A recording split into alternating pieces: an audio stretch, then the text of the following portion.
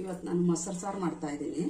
ಬೇಕಾಗುವ ಪದಾರ್ಥಗಳು: ಒಂದು ಸೋರೆಕಾಯಿ, ಅರ್ಧ ಕಪ್ಪು ಕಾಯಿ ತುರಿ, ಒಗ್ಗರಣೆಗೆ ಒಂದು ಈರುಳ್ಳಿ, ಕರಿಬೇವು, ಕೊತ್ತಂಬರಿ ಸೊಪ್ಪು, ಅರ್ಧ ಸ್ಪೂನ್ ಮೆಣಸು,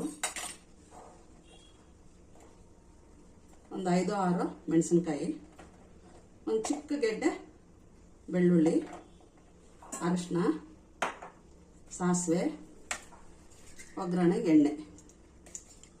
ಈಗ ರುಬ್ಕೊಳ್ಳೋಕ್ಕೆ ಏನೇನು ಮಿಕ್ಸಿಗೆ ಹಾಕಬೇಕು ಅಂತ ತೋರಿಸ್ತೀನಿ.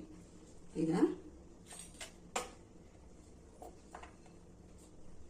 ಬೆಳ್ಳುಳ್ಳಿ, ಹಸಿಮೆಣಸಿನ್ಕಾಯಿ 6,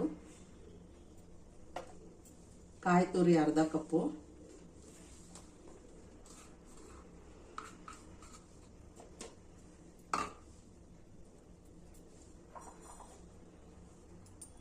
ಒಂದು ಅರ್ಧ ಸ್ಪೂನು, ಚಿಕ್ಕ ಸ್ಪೂನಲ್ಲಿ ಅರ್ಧ ಸ್ಪೂನು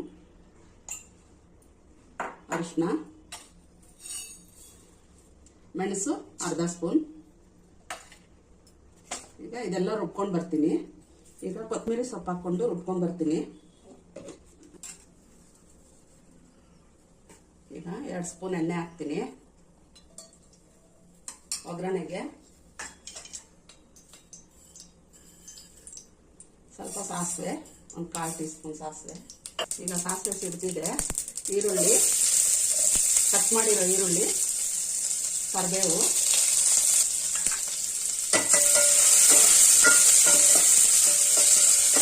ಚೆನ್ನಾಗಿ ಫ್ರೈ ಮಾಡ್ಕೋಬೇಕು. ಈಗ ಫ್ರೈ ಆಗಿದೆ. ರುಬ್ಬಿರೋ ಮಸಾಲೆ ಹಾಕ್ತೀನಿ.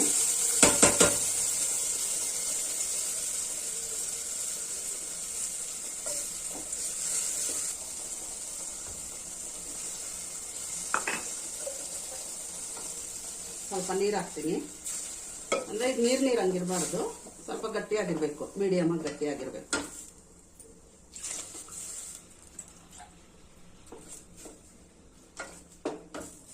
ಇದು ಸ್ವಲ್ಪ ಕುದೀಲಿ.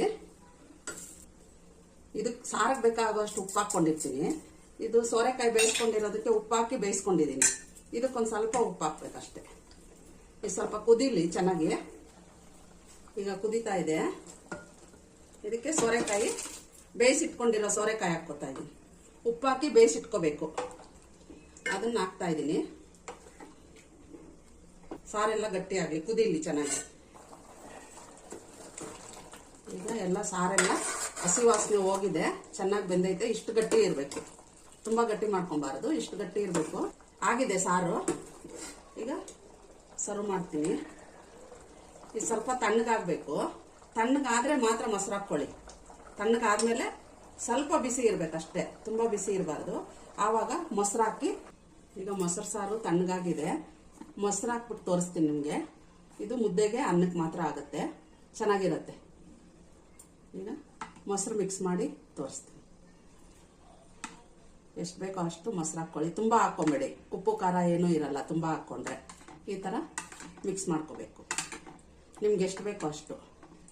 ಏನಾದರೂ ಉಪ್ಪು ಕಡಿಮೆ ಆದರೆ ಉಪ್ಪು ಹಾಕ್ಕೊಳ್ಳಿ. ಈ ಥರ ಮೊಸರು ಹಾಕ್ಕೊಂಡು ಮಿಕ್ಸ್ ಮಾಡಿಕೊಂಡು. ಮೊಸರು ತುಂಬ ಹಾಕ್ಕೊಂಡ್ರೆ ಉಪ್ಪು ಖಾರ ಏನೂ ಇರಲ್ಲ, ಅದಕ್ಕೆ ಮೊಸರು ನಿಮ್ಗೆ ಎಷ್ಟು ಬೇಕೋ ಅಷ್ಟು ಹಾಕ್ಕೊಳ್ಳಿ. ಈಗ ಸರ್ವ್ ಮಾಡೋಕ್ಕೆ ಮೊಸರು ಸಾರು ರೆಡಿ ಇದೆ.